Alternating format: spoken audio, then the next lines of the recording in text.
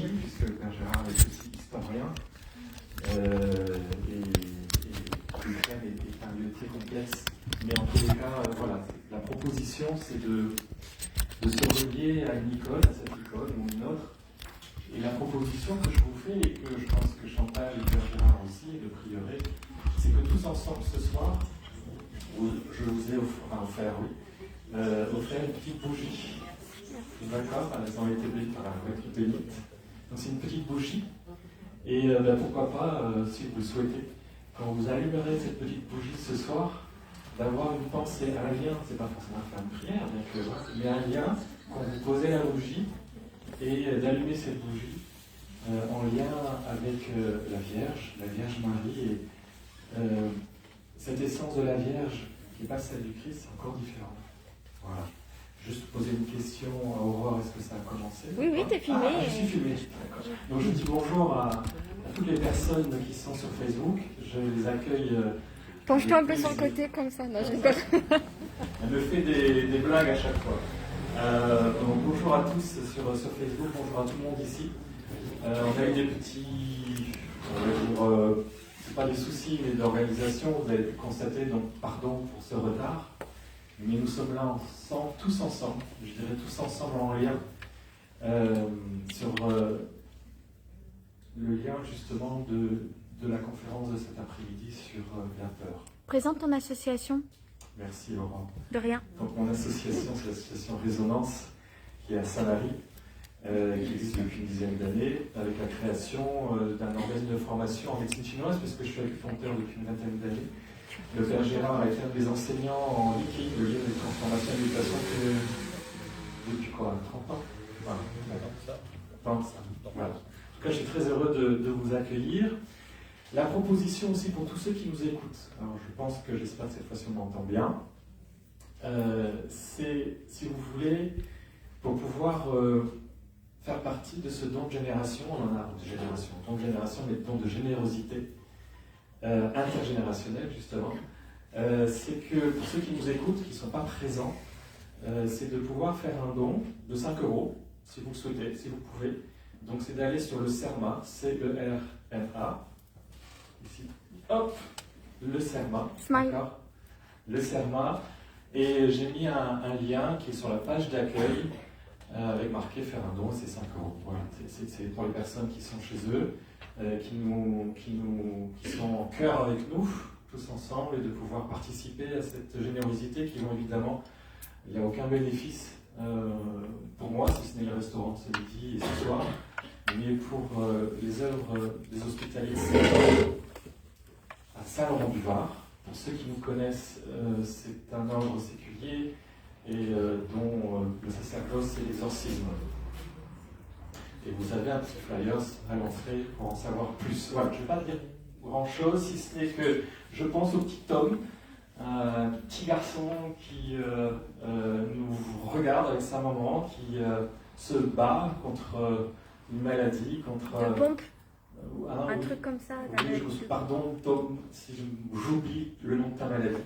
Je vais te dire plutôt le nom de ta santé, qu'avec un regard magnifique tout bleu. Donc pour Tom, pour d'autres personnes dont Chantal va parler tout de suite, donc je vais vous laisser,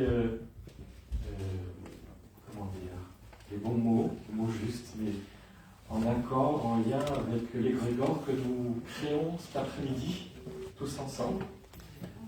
Le sujet de la peur, et ensuite on fera une petite pause, mais très rapide, parce qu'on a un impératif, comme vous avez pu le remarquer ici, donc le bâtiment communal, un impératif d'horaire. Donc à 18h, les personnes s'en vont, donc je nous mets dehors. À 18h, il faut qu'on soit fini? L'idéal. Ah, ok. L'idéal. Donc une toute petite pause. Il n'y a pas de toilette, hein? Ah oui, les toilettes sont de l'autre côté en fait, vous pourrez aller à la médiathèque. Ah là, il n'y a pas du tout. Il y a pas. Donc il y a des toilettes qui sont sur le port. J'espère que personne n'a la gastro. Voilà. Merci Aurore de cette information extrêmement importante, je l'avoue. Donc les personnes qui me gastro, de toute façon je les aiguille, je peux vous piquer la gastro. Je vais vous piquer. Voilà, un peu de légèreté, un peu de sourire de joie, parce que la joie, j'ai remarqué, c'est quelque chose qui est un axe fondamental pour être en présence avec soi-même, avec le Christ, puisque Le Christ est un chemin de toute une vie, parce que le jeudi soir, juste pour une information, il y a un atelier que j'organise en tant qu'oblat des œuvres des spécialistes Saint-Jean, enfin, All Roman Catholic Church. Yeah. Pardon pour l'accent, mais elle est anglaise, donc je parle anglais. Non mais il se la raconte à mort là. Merci Aurore. Mais en tous les cas, voilà, on médite, on se réunit le jeudi soir, c'est gratuit, ici sur Saint-Marie. Et par la méditation, on médite à partir du cœur et sur les textes. Voilà, je vous remercie. Merci Aurore, je voudrais remercier vraiment Aurore. Non. Ici, parce que on la voit pas, vous la voyez pas, mais On s'en fout. C'est une grosse organisation. Et puis évidemment, merci à Chantal. Je le redis parce que c'est parfois important, mais elle le fait avec générosité, avec gratuité. Le père Gérard de Martigues également. Donc merci à eux de leur présence, de leur lien, de leur relation et de la transmission qui va être cet après-midi. Merci à vous de passer.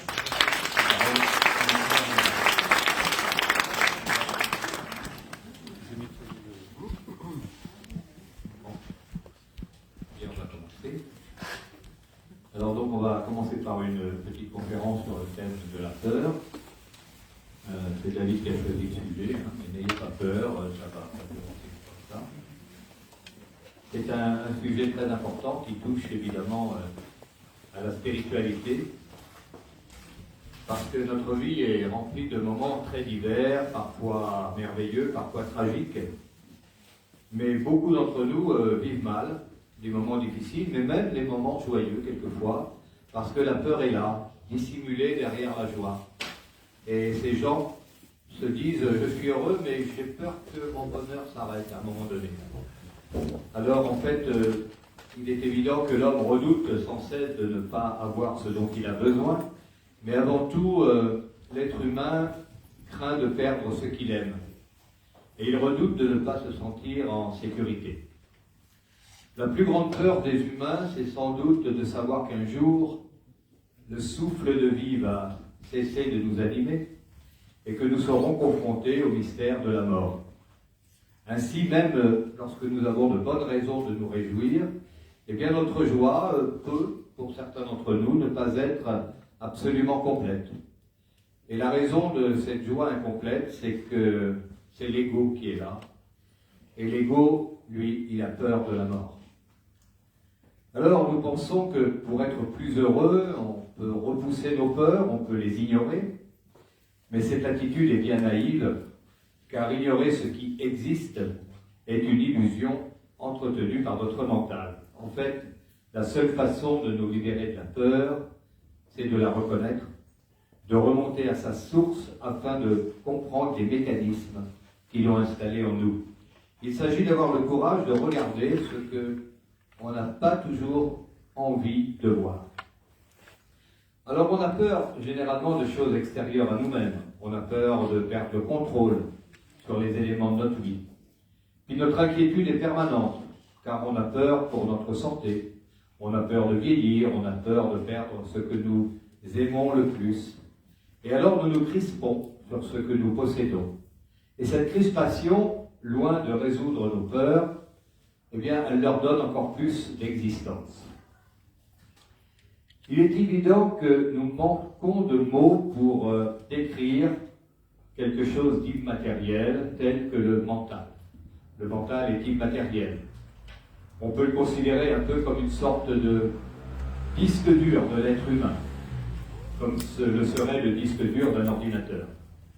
Au début de notre vie, il n'y a pas grand-chose sur ce disque dur, parce qu'un bébé n'a pas encore de capacité mentale ni de motivation et ne peut pas accorder de valeur réelle à tout ce qui l'entoure.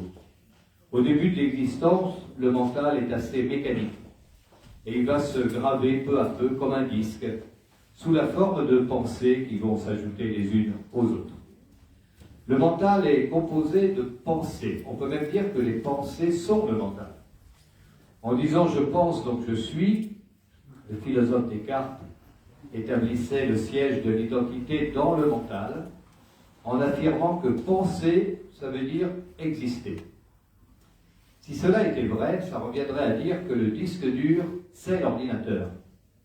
Donc en fait, en affirmant cela, Descartes est victime d'une confusion car nous allons voir que c'est le contraire, en réalité. Et c'est très révélateur du comportement humain. Car en fait, lorsque je pense, je ne suis pas obligatoire. Et cela parce que la véritable existence ne peut résider dans notre simple mental et ne peut pas non plus s'y identifier. Parce que l'existence englobe tous les paramètres de ce qui constitue l'humain sans exception. En fait, nous évoluons dans un monde qui comporte trois manières de gérer la réalité extérieure. D'abord, il y a notre zone de confort. Alors cette zone-là, on l'aime bien parce qu'elle correspond au moment où on a une parfaite maîtrise de notre environnement. Le contexte est connu, on n'a pas de stress. Et puis ensuite, on a une zone d'inconfort qui nous met en face d'une situation dans laquelle on n'est pas sûr de maîtriser tous les éléments. On redoute aussi de ne pas atteindre notre objectif. Et puis la troisième zone, c'est la pire, c'est la zone de panique. C'est l'espace dans lequel on n'est plus capable de gérer une situation qui nous échappe totalement. En fait, la peur et son intensité dépendent de la distance qui sépare une situation donnée de notre zone de confort. Tout dépend alors de la manière dont notre mental a été alimenté en information depuis notre naissance. Vous imaginez une personne qui n'est jamais sortie de son village, si elle doit se déplacer à la ville voisine, dans la circulation, le bruit, l'agitation, cette personne sort de sa zone de confort et elle va être évidemment déstabilisée. La plupart du temps, les peurs que nous éprouvons émanent du niveau symbolique. Et lorsque le mental, chargé en principe de sa mission de survie, pour laquelle il est programmé, se charge d'une mission supplémentaire. Ça veut dire que cet aspect symbolique des peurs est ancré dans le fait que le petit bébé humain n'est pas capable de s'assumer avant plusieurs années. C'est pourquoi un enfant a besoin de deux choses indispensables, c'est l'amour et la sécurité. Alors la sécurité, c'est généralement l'homme, le père, qui va apporter cette énergie. C'est l'homme qui, en principe, dans la vieille tradition humaine, nourrit, protège son clan. Il apporte l'élément de sécurité à ceux qui sont sous sa protection. Et l'amour, c'est la maman, c'est la femme, la mère. Elle est structurée sur la sensibilité, la capacité à se connecter sur des émotions subtiles. La femme est prédisposée à donner de l'amour là où l'homme donne la sécurité. Ce schéma est fondamental, même si dans nos sociétés modernes, ça s'est un petit peu dispersé, le principe s'est dispersé, mais en réalité, c'est un schéma fondamental qui accompagne la famille humaine depuis toujours. Aujourd'hui, nous savons, le principe de la famille est souvent remis en question et on voit que beaucoup d'enfants sont déboussolés. Lorsqu'on parle avec les enseignants, tous sont assez convergents sur ce point. C'est vrai que parfois le père n'est plus là pour assurer la sécurité, donner la direction aussi, et la mère n'apporte plus souvent l'amour que l'enfant attend parce qu'elle est elle-même dispersée quelquefois.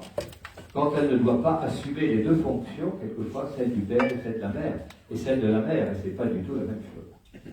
Alors le mental, lui, il sait que parce qu'il est allé chercher cette information dans un inconscient collectif, il sait que la mère procure l'amour et le père la sécurité. Il sait aussi que si ces éléments manquent, alors l'enfant est en danger.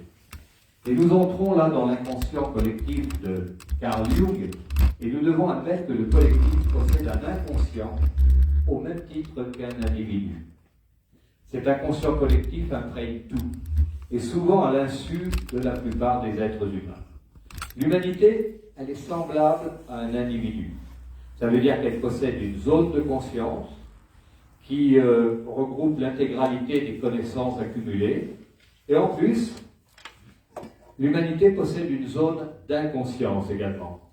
Et dans cette zone d'inconscience figurent toutes les informations traumatisantes qui ont été refoulées. Et cela a pour effet de créer des archétypes de type fabuleux, voire démoniaque. C'est ainsi que derrière chacune de nos peurs, nous trouverons toujours un manque d'amour ou un manque de sécurité. Alors il y a des peurs très simples, la peur de parler en public par exemple, de s'adresser aux gens, une peur de l'insécurité, on a peur quelquefois de dire à une personne qu'on l'aime. Et ce n'est pas toujours de la timidité, c'est souvent une réaction de peur. C'est le caractère absolu du besoin d'amour qui déclenche la nécessité de créer une peur pour éviter d'être confronté à un manque que nous considérons comme mortel. On a peur de ce manque, alors on crée une peur, et la peur nous protège. C'est là le point de création de la peur irrationnelle. C'est ça l'origine de la plupart de nos peurs. Mais aussi l'origine de ce qu'on appelle une névrose, c'est-à-dire lorsqu'on remplace par une torsion de la réalité le monde initial par un monde mensonger. On tombe alors dans le piège du mental, qui est que lorsque nous créons un mensonge, on a l'obligation de le rendre vrai. Et il est impossible de retrouver la liberté tant que cette partie de nos parents ou de nos ancêtres nous habite et nous parasite. Pour s'affranchir de la peur, il est indispensable de rendre à ceux qui nous ont précédés tous ces éléments qui nous encombrent et qui ne nous appartiennent pas. Et cela ne peut se réaliser qu'au niveau symbolique. Le mental croit nous sauver la vie en créant des mensonges destinés à conserver l'illusion de l'amour et de la sécurité. Mais c'est une illusion, parce que le mensonge va induire encore plus sournoisement la peur. Alors on ne fait plus la différence entre une peur réelle et une peur irrationnelle. Parce que notre mental ne lui fait pas la différence. Il va traiter une illusion exactement comme si c'était une réalité. Alors il faut trouver le chemin de la pleine conscience qui seul va nous permettre de faire face à nos peurs. Et on va pouvoir échapper à la tyrannie que ces peurs exercent sur notre vie. Vivre en pleine conscience, c'est prendre conscience de notre vraie nature. C'est accepter que l'idée que rien n'est jamais perdu, que nous ne sommes pas seulement un corps voué à la mort et à la disparition. Lorsque nous comprenons que nous ne sommes plus que notre enveloppe physique, que nous ne surgissons pas du néant, que nous ne sommes pas voués à retourner dans un autre néant, alors on est libéré de la peur. La peur peut avoir bien des causes. Il peut s'agir d'une perte, d'un échec, d'une blessure, mais en définitive, la source de toutes les peurs, c'est toujours la peur que l'ego éprouve devant le danger d'anéantissement. Notre ego a toujours peur de mourir. Et l'ego voit la mort à chaque tournant du chemin. Lorsque nous nous identifions à notre mental, la peur de la mort ne peut pas s'effacer de notre vie. Au contraire, elle va en imprégner tous les aspects. On voit bien d'ailleurs dans des situations très simples. Lorsque des gens parlent entre eux, vous avez souvent remarqué, ça nous est arrivé à tous, on a envie d'avoir raison. On a envie de donner tort à l'autre. On défend une position mentale à laquelle on s'est identifié. C'est mon point de vue, c'est le bon. Et cette attitude, qui est en apparence classique, cache en fait une peur de la mort. Parce que qu'est-ce qui veut avoir raison ici? C'est notre ego qui veut avoir raison. Et en m'identifiant mon mental qui veut dominer l'autre, je vais me sentir menacé d'anéantissement. Mon ego ne peut pas se permettre d'avoir tort. Puisque avoir tort, pour l'ego, ça signifie mourir. C'est un mécanisme diabolique qui est à l'origine de beaucoup de violences dans l'histoire des hommes. Lorsqu'on parvient à ne plus s'identifier à notre mental, lorsqu'on parvient au fait qu'avoir tort ou raison n'a plus vraiment d'impact sur notre identité, on a fait beaucoup de chemin déjà. Le besoin compulsif d'avoir raison est inconscient. Et ce qui est une véritable forme de violence, c'est-à-dire vouloir avoir raison à tout prix, eh bien cela n'a plus lieu d'être. On peut alors être capable d'exprimer une opinion clairement, sans passion, sans avoir envie de gagner et d'écraser l'autre. Et le dialogue à ce moment-là va devenir un partage, et non plus un combat d'ego, bien sûr, soumis à la peur. Et il faut prendre conscience dans les rapports humains que nous avons avec les autres, que dès qu'on se sent sur la défensive, c'est signe que notre ego est en train de prendre les commandes. Et qu'allons-nous défendre alors, puisqu'on veut absolument avoir raison? On va défendre une identité illusoire, on va défendre une représentation mentale, une entité fictive. C'est pas très important en fait, d'avoir raison ou d'avoir tort. Lorsque nous devenons conscients qu'un combat se met en place et qu'il faut absolument gagner, c'est que l'ego a pris le dessus. Alors il va falloir se désidentifier du mental, en laissant notre conscience éclairer l'instant que le scénario se préparait. Et le scénario qui se préparait, il faut le faire disparaître. Ce sera pour nous la fin des querelles inutiles. Et si on travaille sur ce problème-là, vous allez voir, on fait des progrès très très rapidement. Dès qu'on sent qu'on rentre dans la bataille, on en prend conscience et on arrête. Et ce pouvoir sur les autres, en fait, est un aveu de faiblesse. Celui qui veut avoir systématiquement raison, c'est un faible. Et son attitude prend les oripeaux, le vêtement de la force. Mais le véritable pouvoir n'est pas là. Le véritable pouvoir, il est à l'intérieur. Vous connaissez cette phrase, celui qui a conquis les plus grands empires n'est rien s'il n'est pas parvenu à se conquérir lui-même.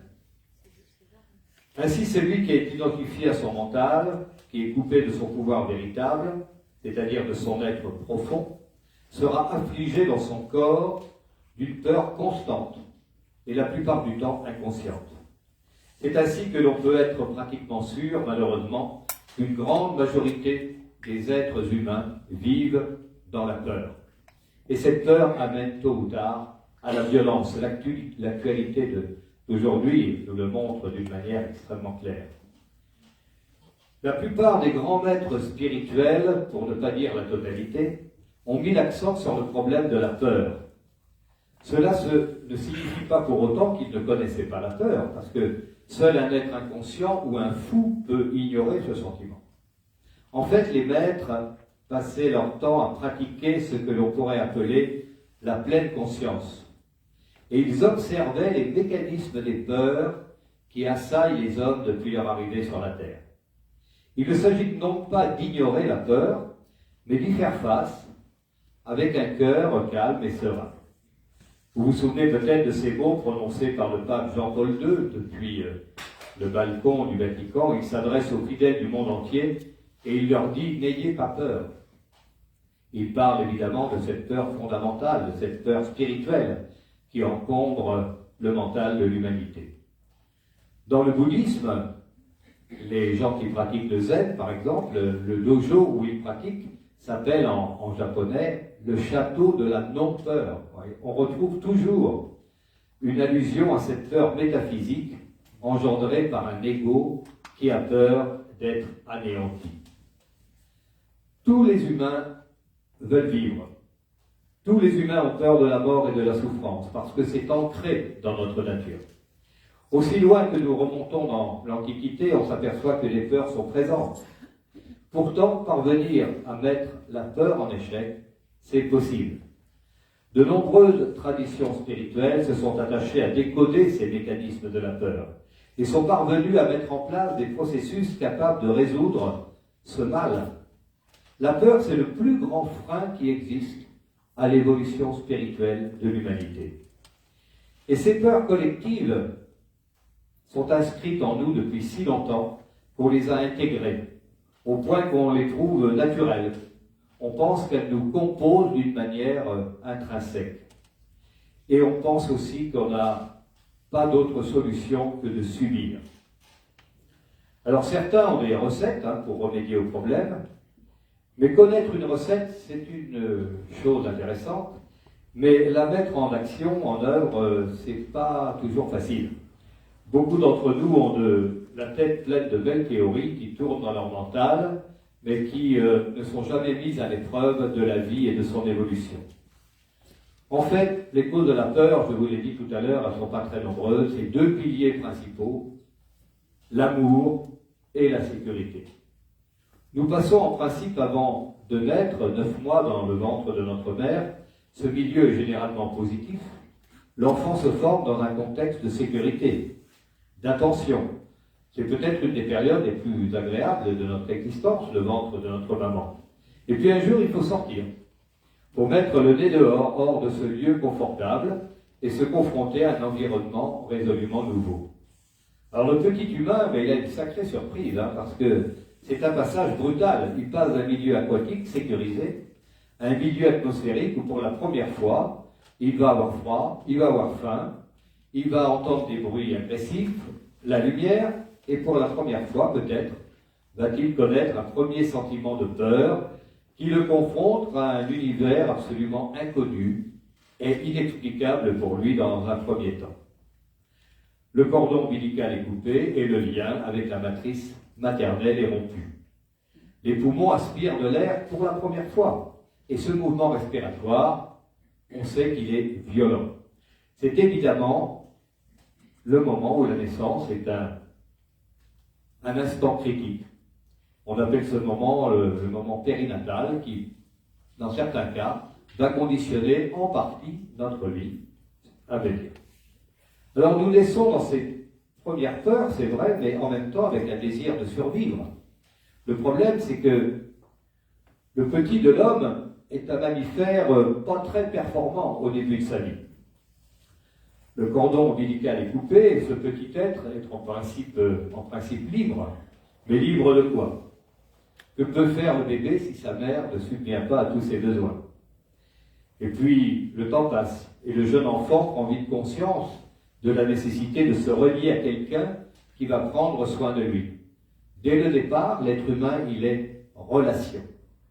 Un être humain tout seul, ça n'existe pas. Et puis, l'enfant va avoir peur de ne pas pouvoir survivre s'il est isolé du groupe. Ça veut dire que tous les désirs que nous avons dans notre vie ont leur racine dans ce désir fondamental qui est de survivre pour ne pas être rejeté. Très tôt, nous avons peur d'être jugés, nous avons peur d'être rejetés. On a peur de l'inconnu, peur de s'affirmer, de perdre le contrôle. On a peur d'aimer ou d'être aimé. On a peur d'échouer. On a même peur de réussir parfois. On a peur d'être trahi ou abandonné, de manquer, de déranger, de ne pas mériter, de ne pas être à la hauteur. Vous l'avez compris, la liste des peurs, elle est interminable. À supposer que l'objectif de notre vie soit le bonheur et que nous soyons conscients de chacune de nos pensées, de nos paroles et de nos actes, nous pourrions nous poser à chaque instant la question suivante. À ce moment précis, est-ce que je suis en train de me rapprocher de mon bonheur ou est-ce que je suis en train de m'en éloigner? Et la réponse, malheureusement, est que la plupart du temps, nous nous éloignons de notre bonheur et chaque fois cet éloignement est causé par une peur. Mais le plus terrible n'est pas là. Le plus terrible et aussi le plus stupide, c'est qu'il est parfaitement établi que la plupart du temps, les peurs que nous avons, elles ne se réaliseront jamais. Cela est dû au fait que deux natures différentes de peur cohabitent en nous. Les peurs que nous ressentons face à un danger réel, et là on doit faire face concrètement, et puis il y a les peurs que nous ressentons face à un danger illusoire.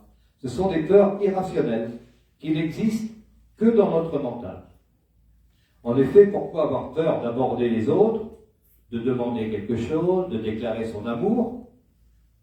Le danger n'est pas à l'extérieur de nous, mais il est bien à l'intérieur, dans les interdits que nous nous posons sans cesse. Alors tout le monde connaît la peur à certains moments de la vie, certains sont dans la peur en permanence, peur de la solitude, d'être abandonné, de vieillir, de mourir, de tomber malade, et bien d'autres choses encore. Nous pouvons même ressentir un sentiment de peur sans savoir pourquoi. Une peur nous saisit d'une manière irraisonnée. Mais si nous observons ce phénomène avec attention, on se rend compte que cette peur, elle est issue de peut-être d'une peur originelle, du temps où nous étions peut-être un nourrisson sans défense, totalement impuissant à assurer sa survie. Et même devenu adulte, cette peur originelle, le désir originel de survie sont toujours bien présents.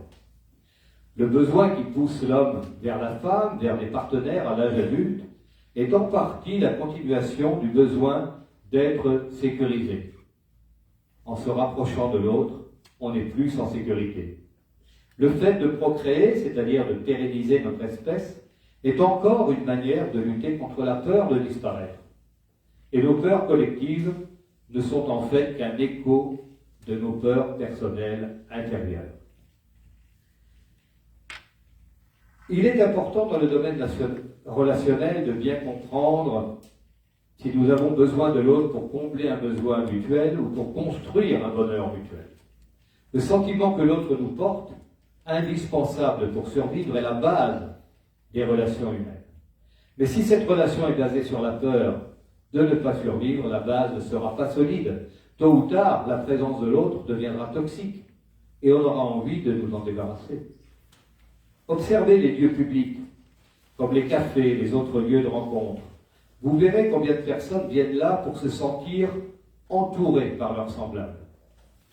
Beaucoup de gens sont tous les matins au café, ils boivent leur café. Ils sont en sécurité. Ils sont avec des gens qu'ils rencontrent tous les matins. Regardez même dans certains lieux publics aussi, deux personnes qui conversent ensemble. Elles vont se placer inconsciemment devant une porte, c'est-à-dire là où il y a un point de passage. Elles embêtent tout le monde.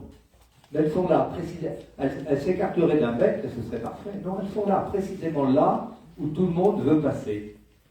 Ça veut dire qu'inconsciemment, l'instinct grégaire fonctionne et les êtres humains, ils se placent là où ils sont sûrs de croiser leurs semblables.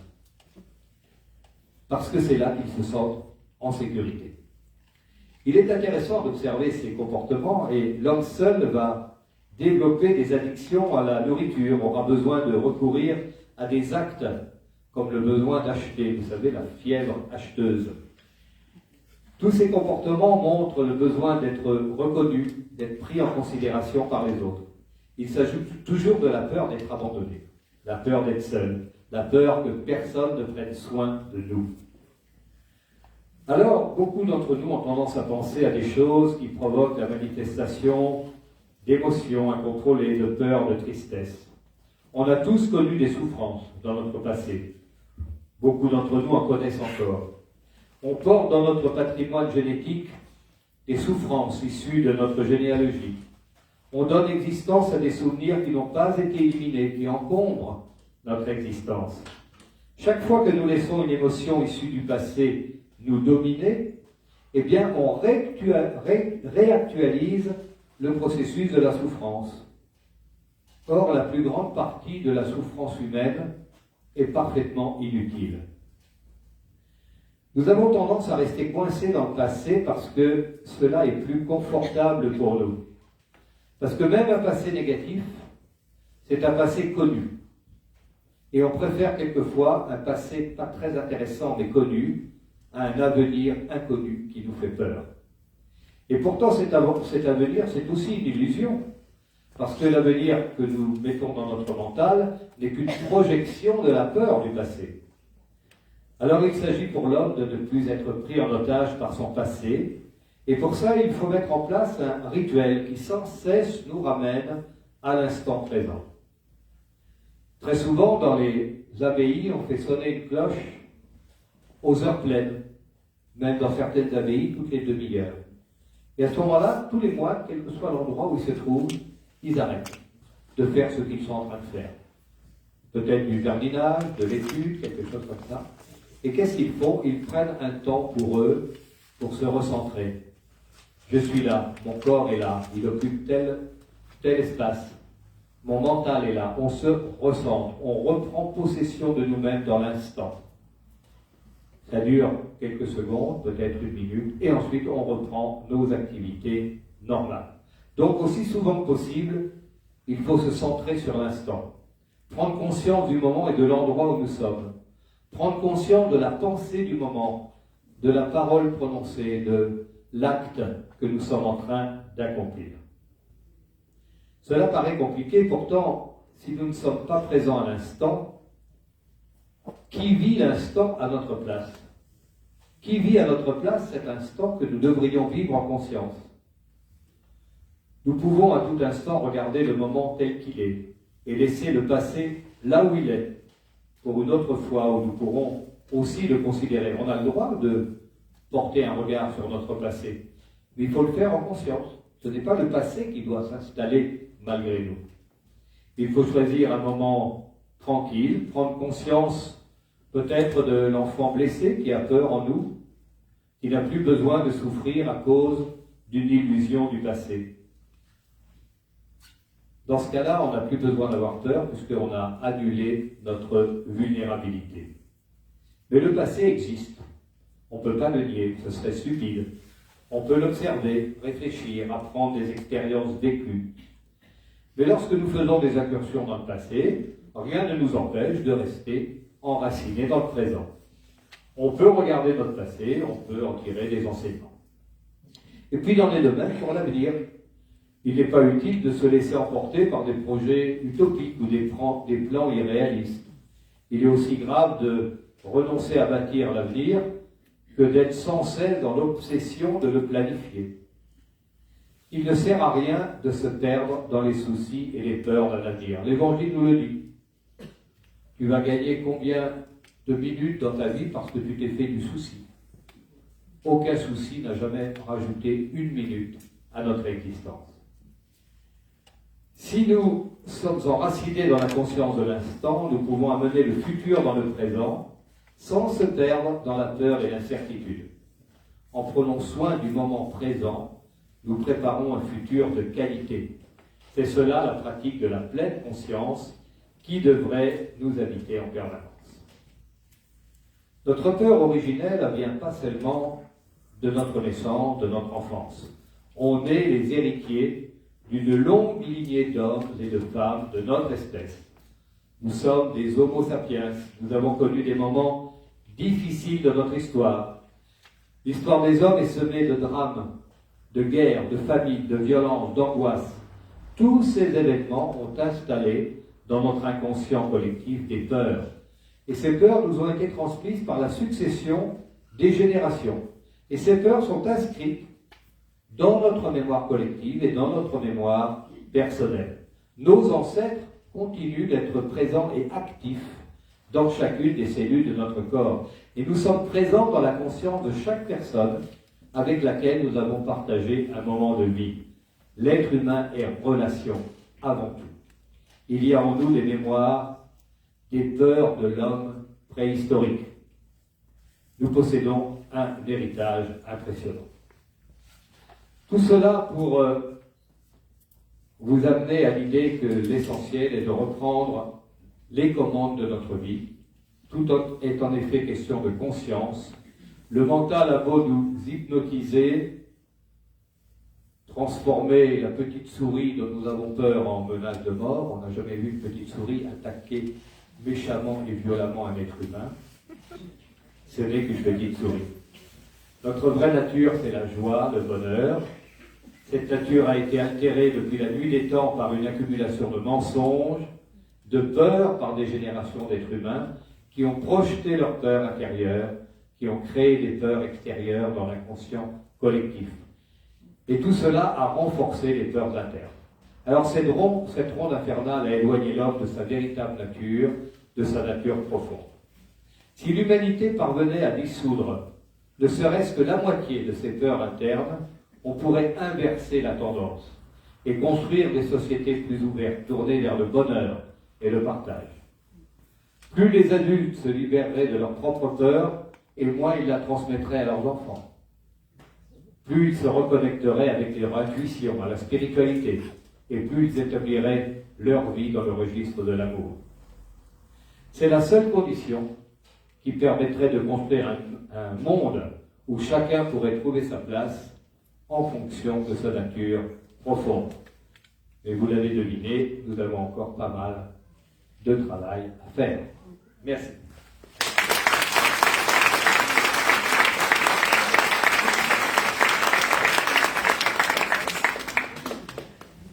Monseigneur Gérard de Martin, merci. Sauf si vous avez une petite question, on peut prendre ce passage de questions-réponses, mais je vous le propose pas vraiment parce que je viens d'être confiné avec là, à 6h moins le quart, on s'en va. Voilà. Donc je vous propose de prendre 2-3 minutes et pas trop longtemps si vous voulez prendre l'air ou quoi, mais on va reprendre dans 5 minutes avec Chantal. 2-3 minutes ou 5 minutes? 5 pour être précis. Ok. Merci. 5 minutes, hein.